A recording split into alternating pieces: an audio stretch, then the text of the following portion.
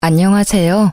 저는 지방에서 작은 도배장판 가게를 하는 아버지를 도우며 살고 있는 30대 중반의 여성입니다.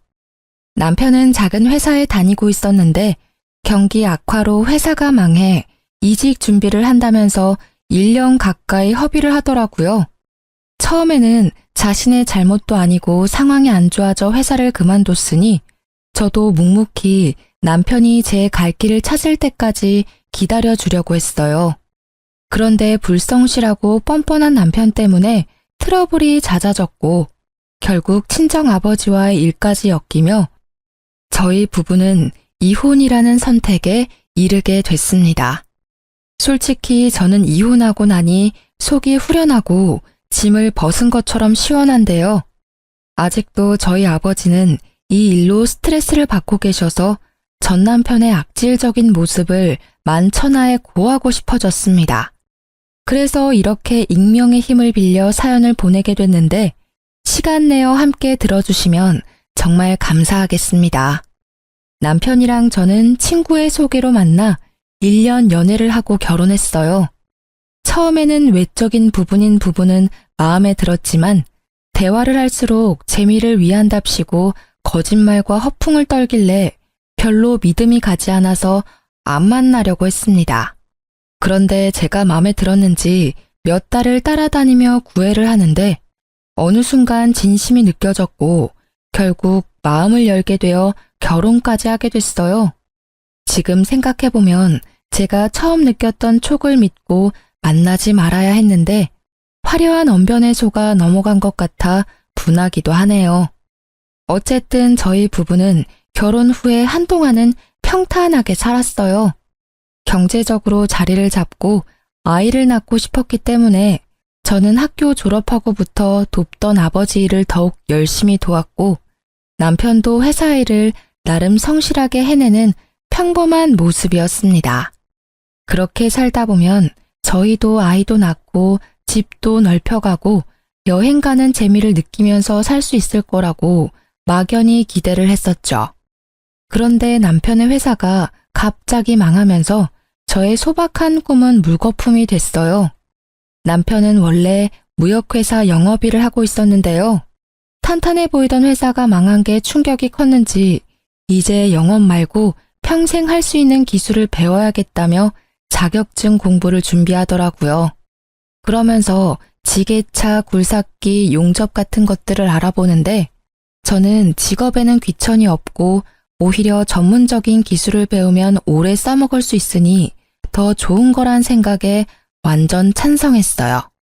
실제로 저희 아버지도 도배장판 기술로 먹고 사시니까요. 그래서 묵묵히 기다리며 지원을 해줬는데 퇴사 후에 1년이 다 되어가도록 아무런 성과가 없는 겁니다. 보통 자격증 공부를 하면 아무리 실무적인 거라도 필기나 실기 시험도 치고 학원도 다니고 하잖아요.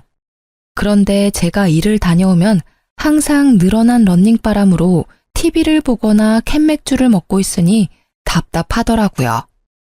낮에는 뭐 하냐고 물으면 어디 학원을 다닌다, 공부를 한다 이렇게 대답은 잘하는데 솔직히 제가 다 큰 성인을 쫓아가면서 진짜 하는지 안 하는지 확인하는 것도 우스운 일이잖아요. 그래서 그냥 믿고 기다렸는데 시간이 이렇게 흐르다 보니 저도 더는 참을 수 없어서 며칠 아버지께 말씀드려 일을 쉬고 남편 뒤를 쫓아가 봤어요. 결과는 진짜 충격 그 자체더라고요. 자격증 공부하러 학원에 가거나 도서관에 간다던 남편은 오락실, PC방, 카페, 술집 이런 데서 백수 친구랑 만나 하루 종일 중고등학생들처럼 재밌다고 하하호호 노닥거리고 있었습니다. 어이가 없어서 그날 밤 남편이 잘 때 카드 내역을 뒤져봤는데 초반에 중장비 학원 한 달 다닌 것 말고는 학원 다닌 기록도 없더라고요.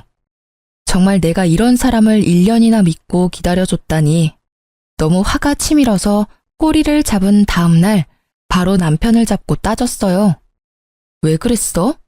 그동안 학원 다니면서 공부한다고 왜 거짓말을 했냐고. 당신이 애야? 나 다 알고 있으니까 속일 생각하지 말고 솔직히 말해. 여보, 어떻게 알았어? 어디까지 아는데? 그게 지금 할 소리야? 학원 다닌답시고 공부하는 척 해놓고 아무것도 안 하고 친구랑 놀러 다니는 거 내가 다 봤어. 됐냐? 아니 공부를 했는데 자꾸 떨어지니까 당신한테 말하기 쪽팔리기도 하고 그래서 조금 있다가 하자 한 게 이렇게 됐네. 그런데 진짜 내가 일부러 그런 건 아니거든? 나 얼마 전에도 굴삭기 다시 배워보려고 학원 알아보고 있었어. 봐봐. 됐고, 당신 보니까 맨날 첫날 여기저기 돈 쓰러 다니던데 당신 나한테 용돈 받아 쓰잖아. 그래서 맨날 돈 없다고 징징거리면서 그 많은 돈이 대체 어디서 난 거야? 뭐 숨겨둔 비상금이라도 있니? 솔직히 말하면 봐줄 거야? 시끄럽고 빨리 말해. 미치겠네. 사실 나 기본급 올라서 퇴직금을 좀 더 받았거든. 그거랑 연차 안 쓴 거 모으니까 좀 되더라고. 그런데 이 정도는 자기 이해를 해줘야 돼. 요즘 애들도 공부하다가 스트레스 받으면 맛있는 것도 먹고 재미있는 영화도 보면서 좀 풀고 다시 공부하고 그러잖아. 리프레쉬. 몰라? 스트레스 받으면 머리가 더 안 돌아가. 헛소리 말고 남은 돈 지금 당장 다 내놔. 내가 관리할 테니까. 그리고 앞으로 한 번이라도 더 거짓말하면 나 진짜 가만 안 있는다. 아니 내가 벌어서 내가 받은 건데 왜 줘야 하는데. 그래야 네가 맘 잡고 공부를 제대로 하니까. 공부하기 싫어? 그럼 그냥 우리 아빠한테 와서 일을 배워. 기술 배우고 싶다며. 우리 아빠 하는 것도 기술이잖아. 야, 사위가 돼서 어떻게 장인어른 밑에 가서 일을 하냐? 남자가 자존심 상하게. 헛소리하는 남편이 너무 얄미워서 입을 잡아 뜯고 싶더라고요. 그래도 이 화상을 내가 선택했으니 그것도 내 업보다 싶어서 땅이 꺼져라 한숨을 쉬는 걸로 대체했습니다. 아니 남편의 말대로라면 그동안 공부 좀 끼적이다가 잘 안 되면 숨겨둔 퇴직금으로 돈 쓰는 재미를 느끼며 살았다는 거잖아요. 그러니 무슨 공부가 됐겠습니까?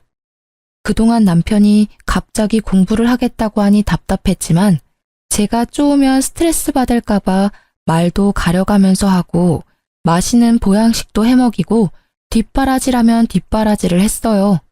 그런데 이렇게 저를 속이고 뒤에서 탱자탱자 놀고 있었다니. 진짜 사춘기 아들을 둔 것도 아니고 왜 내가 이런 고통을 당해야 하나 싶어 욱하더라고요. 이런 제 마음도 모르고 꼴의 남자 자존심 운운하는 걸 보니 아직 철들려면 멀었구나 싶기도 하고 가슴이 답답했습니다. 그런데 저 혼자 이렇게 답답함을 느끼고 있자니 많이 억울하더라고요. 그래서 자기 아들이 세상에서 제일 잘난 줄 알고 있는 시모에게 연락해서 못난 남편의 모습을 까발리기로 했습니다. 욕하면서 제 속도 좀 시원해주고 싶었고요. 그래서 보란듯이 전화를 걸었는데 시모 반응이 대박이었어요. 여보세요? 어머니, 저 너무 속이 답답해서 하소연 좀 하려고요. 무슨 일이냐? 집에 뭔 일 있어? 네. 그 1년 동안 자격증 딴다고 회사 일 안 구하고 공부한 거 아시죠? 그런데 알고 보니까 제대로 공부도 안 하고 맨날 놀고 있더라고요. 진짜 중고딩도 아니고. 나이 40 다 되어가는 사람이 이래도 돼요? 저 너무 답답하고 속상해요, 어머니. 아유, 난 또 뭐라고. 우리 아들이 학교 다닐 때 얼마나 공부를 잘했는데. 요즘 속이 좀 답답했나 보지. 뭘 그런 거 가지고 전화식이나 하니?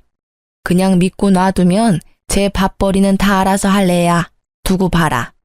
조금 있으면 너 걔 앞에서 이렇게 징징댄 거 후회할 거야. 징징이요? 너무 섭섭해요, 어머니. 아니, 저한테 돈 없다 해놓고선 퇴직금 남겨가지고 그 돈으로 오락실 PC방 다니고 있었다고요. 어머니 아들이요. 그러는 동안 저는 뭐 했어요? 맨날 일하면서 없는 돈 쪼개서 어머니 용돈 드리고 필요한 거 사다 드리고 그랬잖아요. 그런데 제가 속이 안 답답하겠어요? 너 지금 나 용돈 준다고 유세 떠는 거니? 어쨌든 우리 아들이 뼈 빠지게 일해서 모은 돈으로 살면서 준 거 아니야. 그리고 네가 온전히 나한테 돈 준 게 몇 번이나 된다고 그러니? 아무튼 우리 아들 크게 성공할 팔자니까 조금만 더 기다려줘.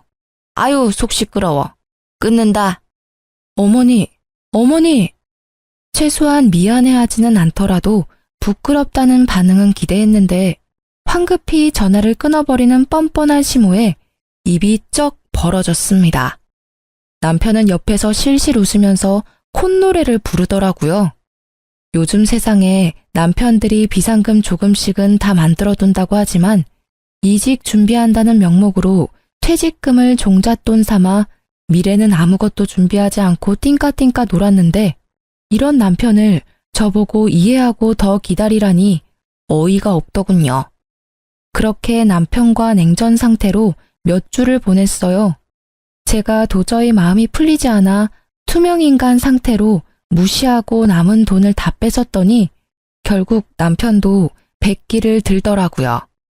짜증이 잔뜩 섞인 목소리였지만 그래도 고분고분 친정아빠에게 가서 일을 하겠다고 선언을 하는 겁니다.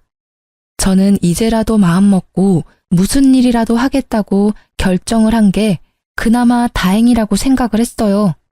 그리고 다른 사람도 아니고 친정아빠랑 같이 일하면 장인어른이 남편의 사장이 되는 거니까 이 사람도 조금 더 눈치를 보고 성실하게 일을 하지 않을까 하고 기대를 했죠.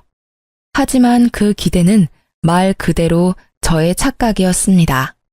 지금 생각하면 편안하게 일 잘하고 계시는 친정아빠에게 제가 똥덩어리를 한 짐 데리고 간 거였어요.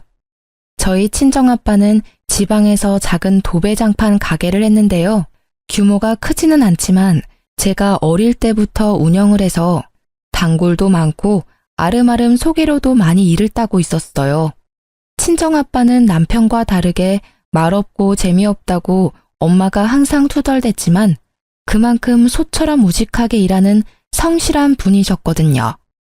내심 깃털처럼 가벼운 남편이 아빠가 일하는 걸 보면서 조금이나마 반성하고 열심히 살아야겠다 라는 마음을 가질 수 있다면 그것도 뜻밖의 수확이라 생각을 했었죠.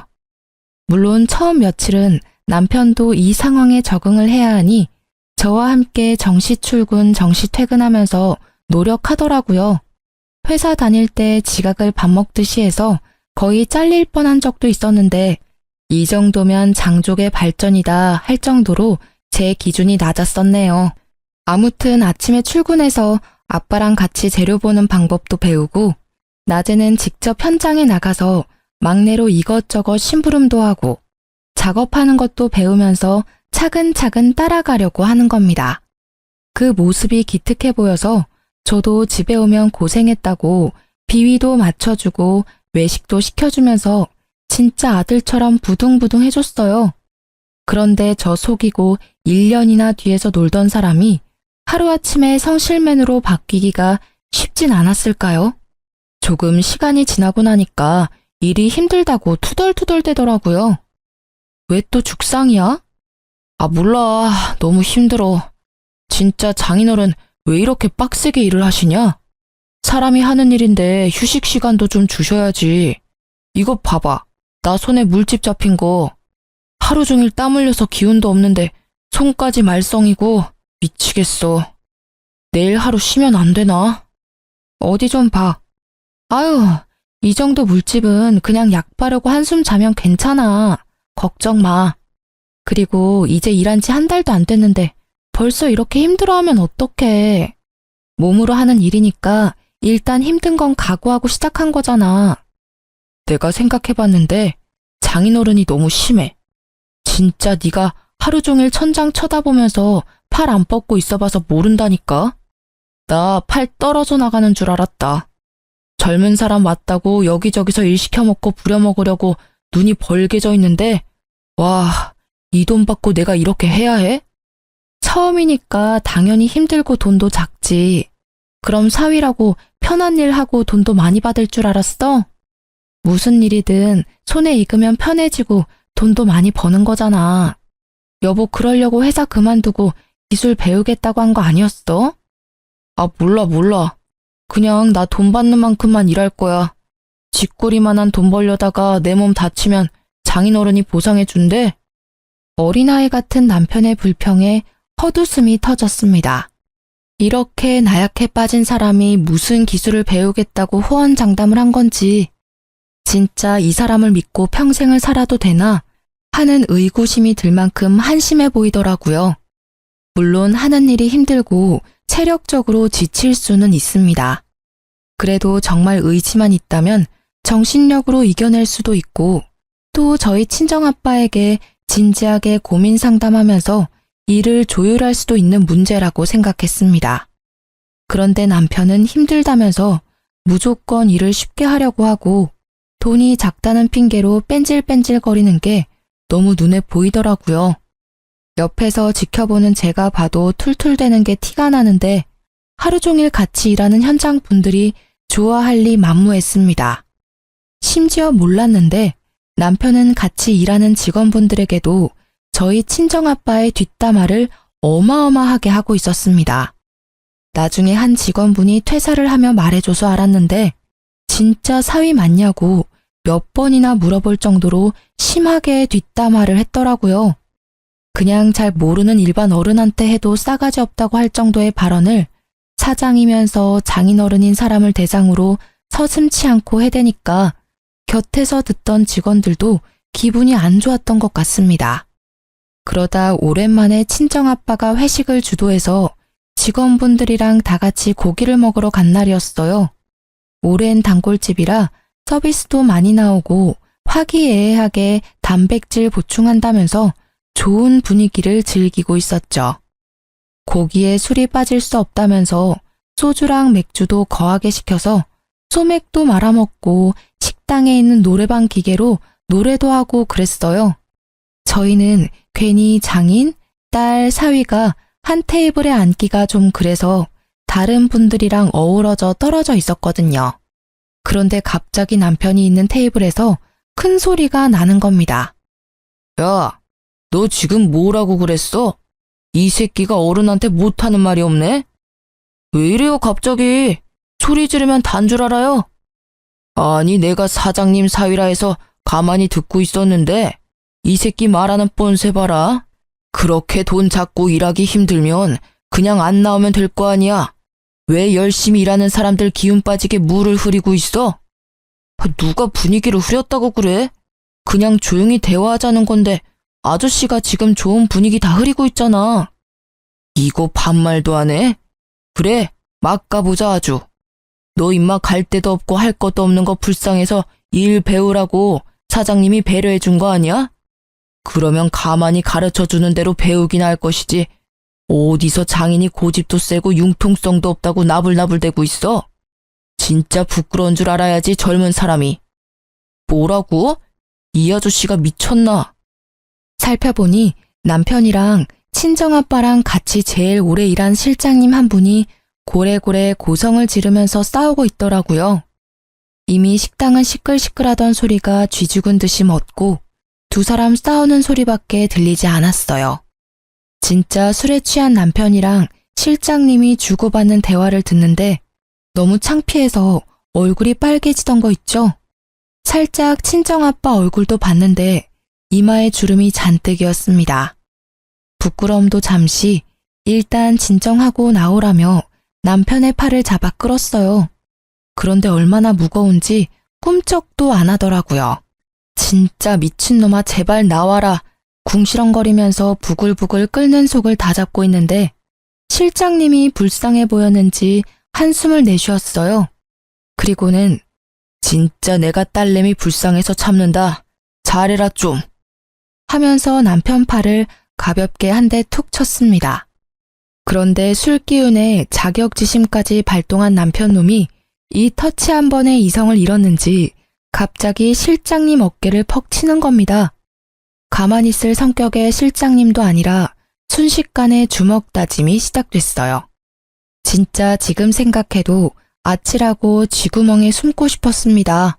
평화롭게 고기 먹던 회식 장소가 아수라장이 되고 여기저기 비명이 들리고 난리도 그런 난리가 없었어요.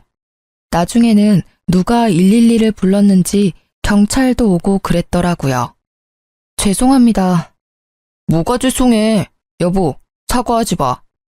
뭘 잘했다고 큰 소리야? 빨리 사과드려. 먼저 친 건 이 아저씨인데 왜 내가 사과를 해?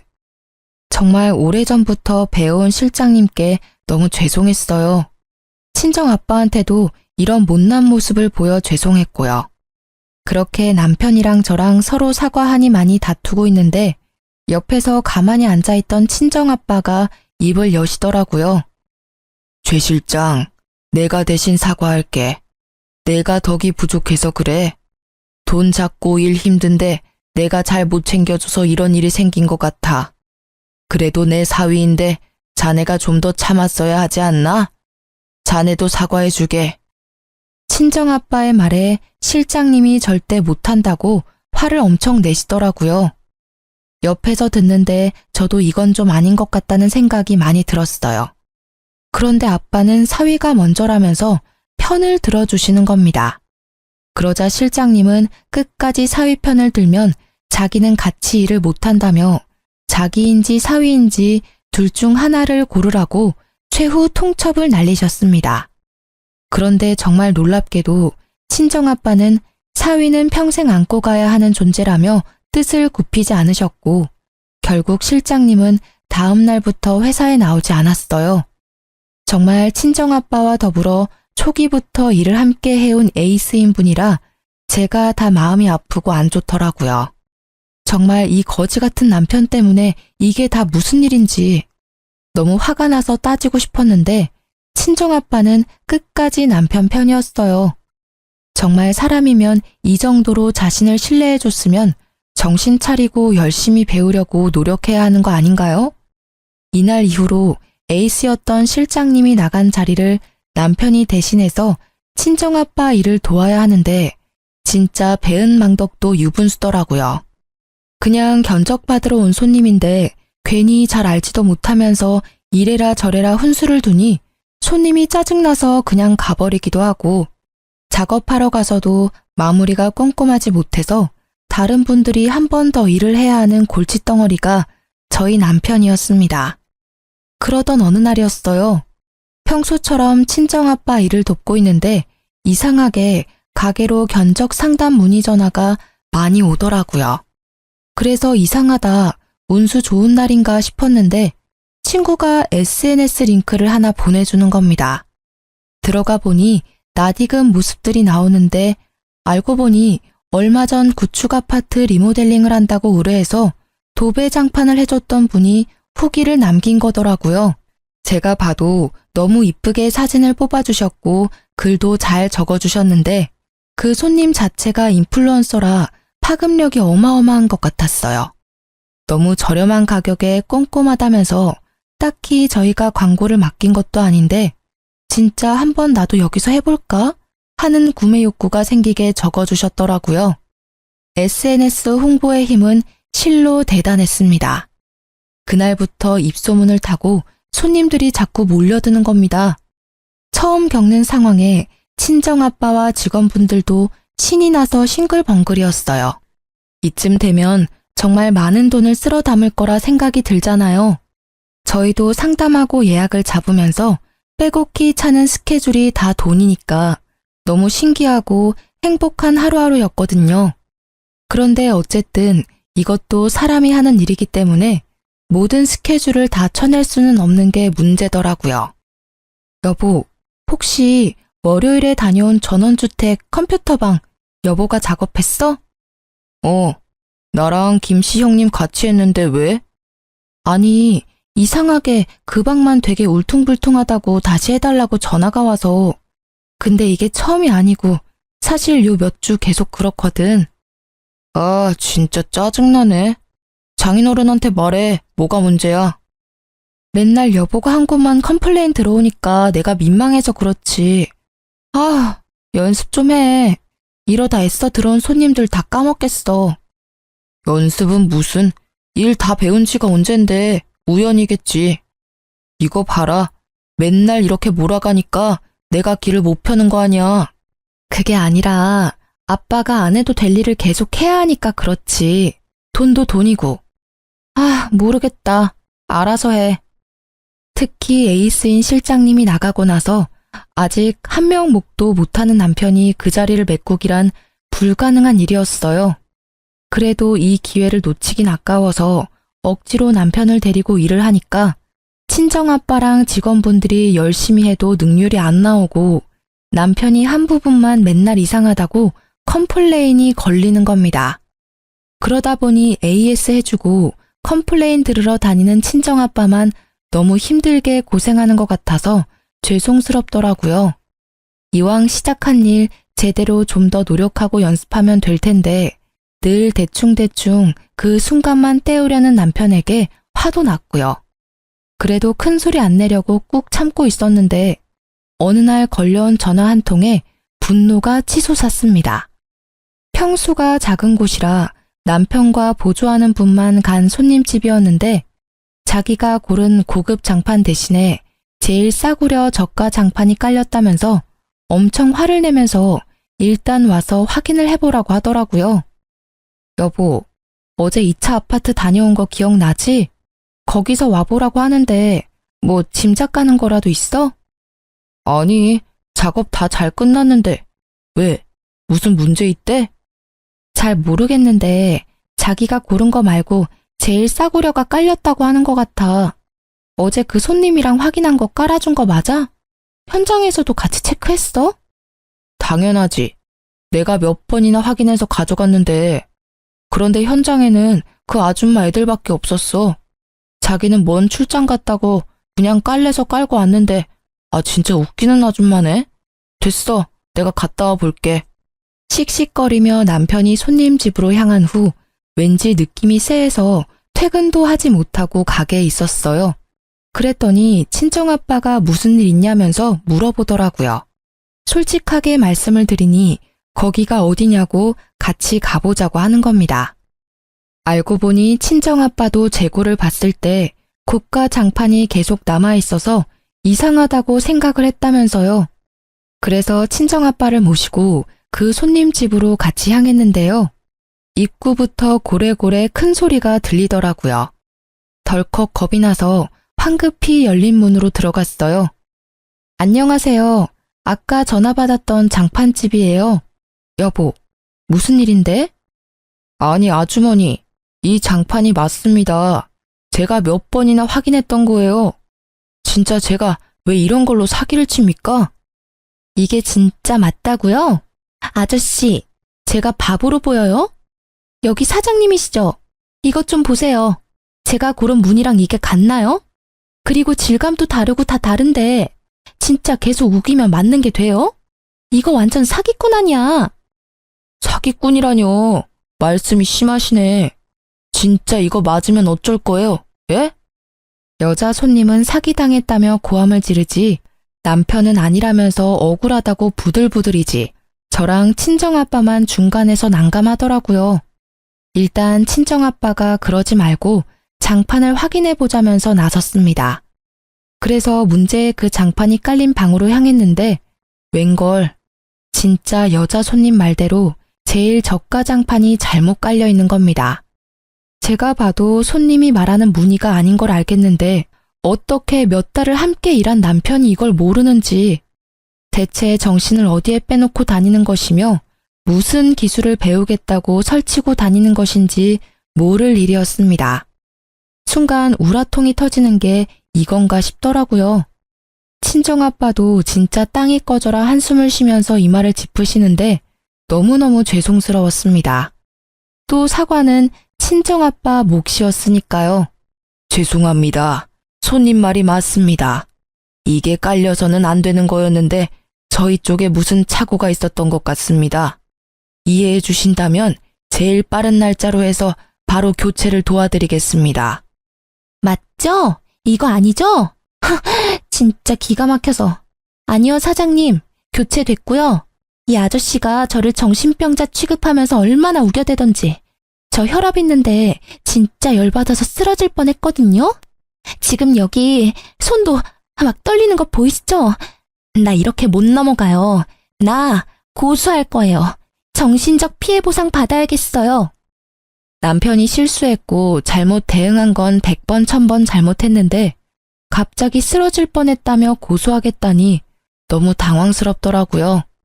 알고 보니 이 여자 손님도 인근에서 블랙 컨슈머로 진짜 유명한 사람이었어요. 고소한다고 난리 치는 거 입소문 나면 저희도 좋은 게 없으니 무마시키느라고 정말 공짜 장판 교체에 도배까지 새로 해주고 병원이라도 다녀오라고 병원비까지 쥐어주고 나니 이건 뭐 배보다 배꼽이 더 큰 상황이 됐더라고요. 문제는 이뿐만이 아니었습니다. 저희가 돈까지 보상해줬는데도 이 여자 손님이 지역 커뮤니티 카페랑 SNS에 장판가리에서 사기치는 곳이라고 글을 적어 올린 겁니다. 내용 중에는 사기치고도 적반하장으로 고객한테 으름장 놓는 직원이 있다며, 근데 알고 보니 사장이랑 사위라면서 짜고 치는 고스톱이라고 주절주절 써놓았는데 진짜 제가 봐도 설득력이 있더라고요.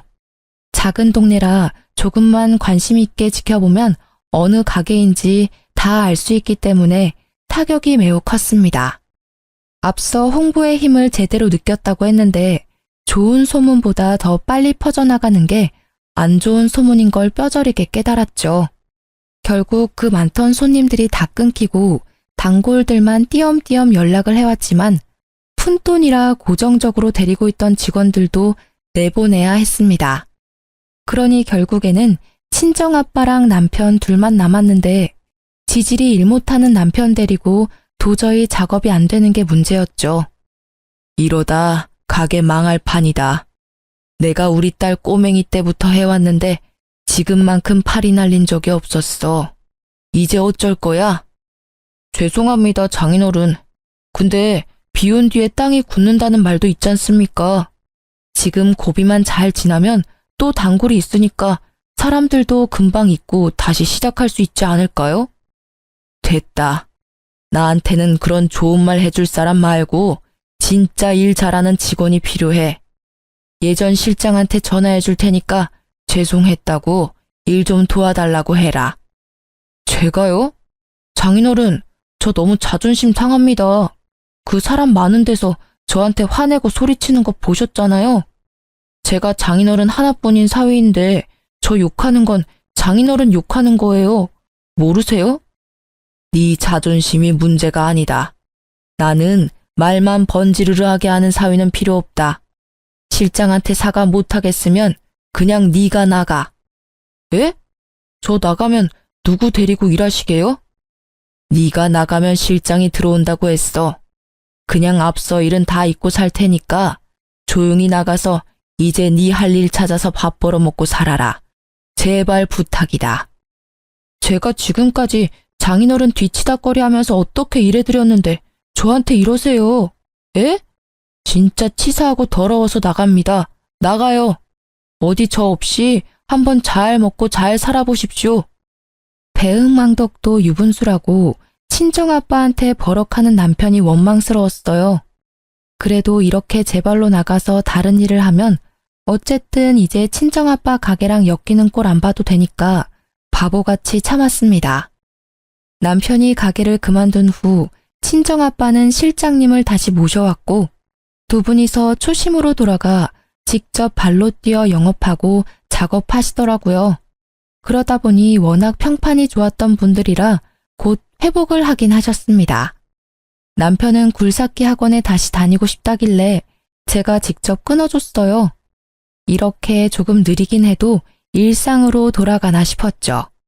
그런데 며칠 뒤 갑자기 큰 소리 뻥뻥 치고 나온 남편이 학원을 그만두고 다시 친정아빠 가게로 들어가야겠다는 겁니다. 갑자기 왜 또 이래? 아빠 가게에 반겨주는 사람이 누가 있다고? 그냥 지금 배우는 거나 열심히 배워서 빨리 일할 생각을 해 좀. 당신은 알고 있었지? 장인어른 알부자인 거. 나 사실 회사 장부 봤어. 무슨 소리야? 설마 내 컴퓨터 파일 훔쳐봤니? 미친 거 아니야? 음흉하게 혼자 왜 그런 짓을 했어? 아니, 분명히 내가 나올 때만 해도 금방이라도 망할 것 같았는데 쉽게 안 망하는 게 너무 신기한 거야. 비결이 궁금하기도 하고. 그래서 좀 찾아봤는데 장인어른 숨겨둔 현금이랑 부동산도 있으시더만. 지금 가게에 있는 상가도 장인어른 거고. 이런 걸 왜 나한테 얘기를 안 했어? 그게 당신이랑 무슨 상관이야? 우리랑 아무 상관없는 돈이야. 이렇게 어려울 때 대비해서 우리 아빠가 한 푼 두 푼 모아두신 거라고. 그리고 혼자 관리하기 힘드니까 딸인 나한테 부탁하신 거고. 그래서 이렇게 말하는 저희가 뭔데? 뭐, 콩고물이라도 바라는 거야? 안 되겠다. 아무리 생각해도 내가 장인어른 이렇게 외면하면 안 될 것 같아. 우리 장인어른 사업 더 잘 되게 도와드려야지. 하나뿐인 사위인데 내가 힘 닿는 데까지 도와드리는 게 사람 도리지. 아니, 당신이 뭘 도와준다고 그래. 지금까지 아빠한테 패만 끼쳤는데 당신은 그냥 아무것도 안 하고 다른 일 하는 게 도와주는 거야. 몰라? 진짜 아무것도 모르는 3살 어린아이가 봐도 남편이 친정아빠에게 빌붙으려고 하는 걸 알았을 겁니다. 너무 속이 훤히 보이는데 아니라고 하니까 우습더라고요. 그래도 혼자 단꿈에 빠지는 것까지 막을 순 없으니까 이렇게 무시하고 있으면 양심껏 포기할 줄 알았어요. 자기가 그 가게에서 얼마나 많은 사고를 쳐댔는데 어떻게 그걸 물려받을 수 있을 거라고 생각을 하는지 제 일반적인 상식으로는 이해가 잘 안 가더라고요. 그런데 사람이 한번 헛된 꿈을 꾸니까 폭주 기관차처럼 그 생각에만 몰두해서 현실로 돌아오지를 못하는 겁니다. 이 와중에 손님 떨어진 가게를 수습하느라고 저렴한 가격으로 밤낮 없이 일하던 친정아빠는 결국 과로로 쓰러지기까지 하셨어요. 단순한 피로 누적이라고는 했지만 연세도 많으신데 이렇게까지 고생을 하시니 딸인 입장에서 너무 걱정스럽더라고요. 그래서 남편이랑 바로 용돈이랑 먹을 걸 챙겨서 병문안을 갔는데 이 눈치 없는 남편놈은 거기서도 뻔뻔한 말을 계속하던 거 있죠. 장인어른, 좀 괜찮으세요? 괜찮아. 링거 맞고 오랜만에 푹 쉬었더니 아무렇지도 않아. 별일 아닌데 괜히 너희 장모가 연락을 해서 걱정을 시켰구나. 아빠, 이번 기회에 일 좀 그만하고 푹 쉬어. 건강 챙기는 게 우선이지. 가게는 이제 그만 챙겨도 돼. 그래도 평생 읽어온 건데 계속 누워서 나 몰라라 할 수 있나? 기운 차려서 빨리 또 일해야지. 일하던 사람은 계속 일해야지. 누워있으면 오히려 병난다. 에이, 장인어른, 연세도 있으신데 언제까지 일하실 수는 없잖아요. 그래서 말인데 이제는 저한테 좀 맡겨두시고 편히 쉬세요. 제가 정말 정신 차리고 장인어른 대신 열심히 해볼게요. 저 결심했습니다. 제가 장인어른 가게 물려받겠습니다. 순간 귀를 의심했습니다. 어쩜 이렇게 사람이 뻔뻔할 수 있는지 제가 다 부끄럽더라고요. 친정아빠도 황당했는지 날선 눈에서 레이저가 막 나오는 것 같았습니다. 나는 자네한테 물려줄 생각 털끝만큼도 없네. 꿈도 꾸지 마라. 내가 계속 기회를 줬지만 자네는 별로 고마워하지도 않았잖아. 그냥 여기서 그만두고 자네한테 맞는 다른 일 찾아서 하게. 제가 뭘 그렇게 잘못했다고 그러세요? 너무 섭섭합니다. 정말 저 나름대로 열심히 노력했다고요. 노력? 뭐든지 대충대충 수박 겉핥기처럼 하는 그런 걸 요즘은 노력이라고 하나? 어쨌든 나는 말했어. 내 가게 자네한테는 절대 못 물려줘. 꿈깨. 어이씨, 진짜 너무하시네요. 그럼 제가 그동안 일하면서 영업해서 따온 것들도 있으니까 그거에 대한 성과금은 주세요. 제가 너무 억울해서 그거는 따로 받아야겠습니다. 뭐, 성과금? 하! 진짜 듣자 하니 기가 차서 말이 안 나오더라고요. 어쩜 사람이 이렇게 뻔뻔하고 양심에 털이 날 수 있는 걸까요? 이 새끼를 어떻게 처리해야 하나 고민하고 있는데 설상가상 친정아빠는 남편의 헛소리에 스트레스를 받아서 갑자기 숨까지 헐떡이시는 겁니다. 너무 놀라서 간호사를 막 부르는데 남편은 그 와중에도 아랑곳하지 않고 계속 억울하다며 혼잣말만 하던 거 있죠. 간호사가 와서 친정아빠 혈압을 재고 처치를 해주는데 눈물이 왈칵 나면서 참을 수 없이 분노가 치솟았습니다. 야, 미친 거 아니니? 지금 이 상황에서 성과금 얘기가 나오고 너 억울한 것만 자꾸 생각이 나? 진짜 어이가 없다. 내가 미쳤다고 너를 아빠 가게에 붙여줘서 우리 아빠만 이렇게 맘고생하게 만들었는지 모르겠어. 진짜 나 정 떨어져서 너랑 같이 못 살아. 이혼해. 뭐? 이혼? 갑자기 이혼은 또 무슨 소리야? 이혼이 그렇게 쉬운 거야? 다들 나한테 왜 이러는 건데? 너무 빡쳐서 제대로 일도 안 했으면서 돈에 미쳐 뻔뻔하게 헛소리하는 남편에게 이혼을 통보했습니다. 남편은 갑작스러운 이혼 통보에 난리를 피더라고요. 그때 친정아빠가 거친 숨으로 남편에게 소리쳤습니다. 내가 진짜 내 딸 때문에 참고 참았는데 이혼한다니 속이 시원하다. 내가 자네 하나 때문에 정신적, 물질적으로 입은 손해가 얼마인 줄 알아? 그런데 뭐 가게를 물려받겠다? 성과금을 달라? 간호사 선생, 나 바로 퇴원시켜 주시오. 변호사 선임해서 저놈한테 손해배상 청구해야 하니까. 뒤늦게 정신 차린 남편이 울며 불며 매달렸지만 저희 부녀는 네 사람에게는 한없이 잘해줘도 한번 눈 밖에 나가면 가차없는 스타일이었습니다. 그래서 바로 변호사를 선임해서 이혼 진행을 밟고 아빠도 그간 가게 일을 같이 하면서 겪었던 일을 정리해 손해배상 청구를 하면서 뻔뻔한 남편의 행태를 고발했어요. 저는 어릴 때 아빠가 들려준 이솝 우화에 햇님과 바람 이야기를 좋아해서 나그네의 옷을 벗긴 건 따뜻한 햇살을 전해준 햇님이라는 걸 기억하고 남편에게도 정말 잘해주려고 노력을 해왔거든요. 그래서 1년 동안 저를 속이고 탱자탱자 놀았던 것도 눈 감아주려 했고 친정아빠가 하는 가게를 무시하면서 마지못해 일하던 것도 이해하려 했어요.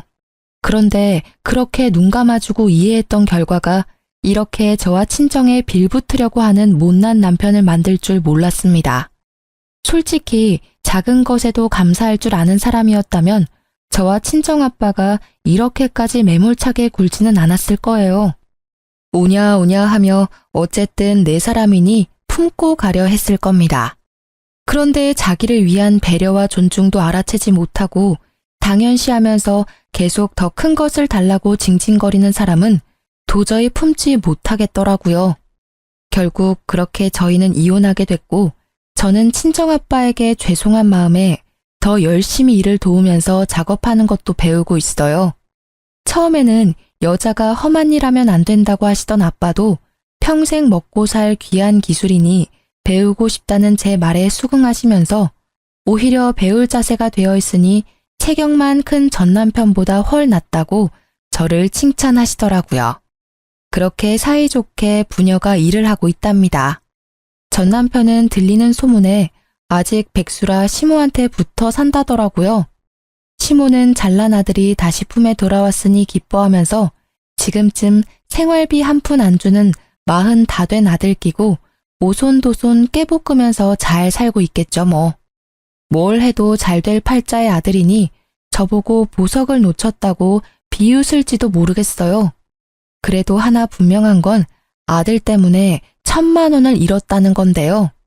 남편은 저랑 이혼하고 친정아빠랑 소송을 진행했는데 결국 사업장에 피해를 입힌 게 입증이 돼서 1,000만 원을 물어주라는 판결을 받게 되었습니다. 그런데 개털인 남편이 갑자기 어디 그런 돈이 있나요? 결국 시모가 아들 앞길 막힐까봐 전세금을 빼서 줬다고 들었어요. 솔직히 그동안 친정아빠가 평생 일궈온 가게 망할 뻔한 거 생각하면 2배, 3배로 받아도 시원찮지만 뻔뻔한 남편과 아들밖에 모르는 시모에게 아주 적절하게 금전 치료해준 것 같아서 속이 후련합니다. 친구들도 모두 제 이야기를 듣더니 이혼 너무 잘했다며 위로해 주더라고요. 앞으로 100세 시대인데 피 한 방울 안 섞인 다 큰 성인 아들을 제가 왜 데리고 살면서 교육시켜야 하냐면서요. 제가 생각해도 저도 모자라 저희 친정아빠에게까지 남편을 가르쳐달라고 한 게 죄송스럽고 잘못된 선택이었구나 싶어요. 혹시라도 저처럼 아들처럼 철없는 남편을 두고 교육시켜서 데리고 살아야겠다는 분들 계시다면 뜯어 말리고 싶어요. 사람은 쉽게 변하지 않더라고요. 제 이혼 이야기는 여기까지입니다. 들어주셔서 감사해요.